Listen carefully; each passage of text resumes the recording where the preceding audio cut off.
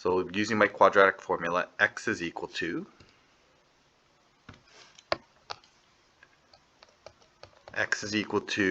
negative 2 plus minus square root of negative 2 squared minus 4 times a times c. And that's all over 2a. And so simplifying this, we get 2 plus minus square root of 4 minus 36, or square root of negative 32. Now we cannot square root negative 32, so there's no solution. Okay, or no, I should say no real solution. There are imaginary solutions for this. So why does quadratic formula not give you a solution? It's because we cannot square root. We cannot square root negative values. So what does it look like on the graph? When I graph this expression, I get a y-intercept at plus 9, and I get a quadratic that looks kind of like that. And when we look at the shape of this quadratic, it does not cross the x-axis.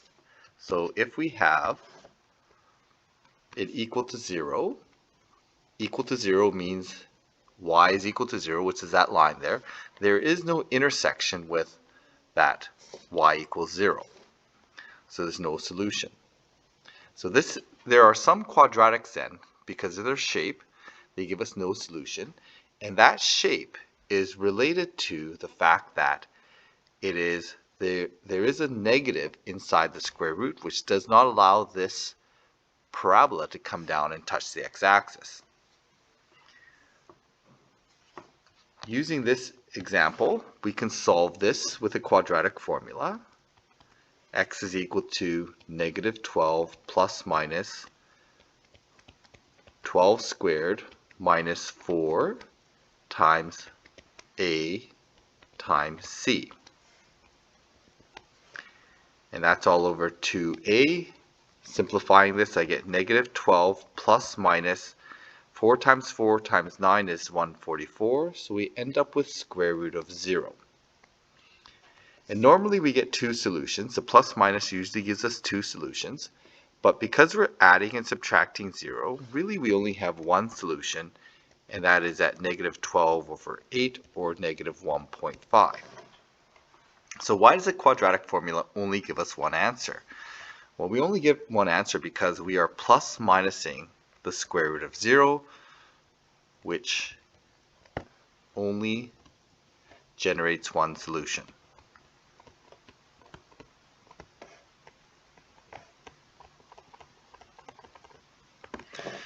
Okay, so what happens when we graph this? What does it look like? There's my graph. If I graph that equation, I end up with a parabola, kind of a steeper parabola, but it bounces at negative 1.5.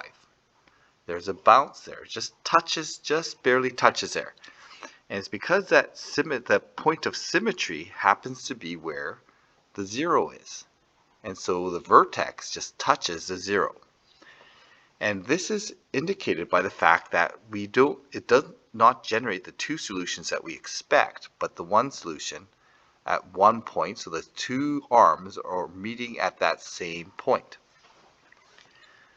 So some quadratics, because of their shape, gives us no solutions. Some quadratics, because of their shape, because it just bounces here, gives us one solution. And we can relate these shape tendencies to what's happening inside the square root. So there's a negative square root there and a 0 square root here.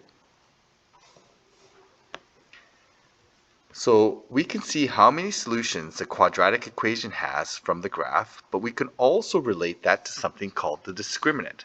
And the discriminant is this piece inside the square root. So when that discriminant is equal to 0, we are talking about b squared minus 4ac, which is also something we call the nature of roots, or the number of solutions. These are all connected. So in this case here, when the inside part of this is equal to negative, this is our discriminant. And this discriminant tells us something about how many solutions that graph has.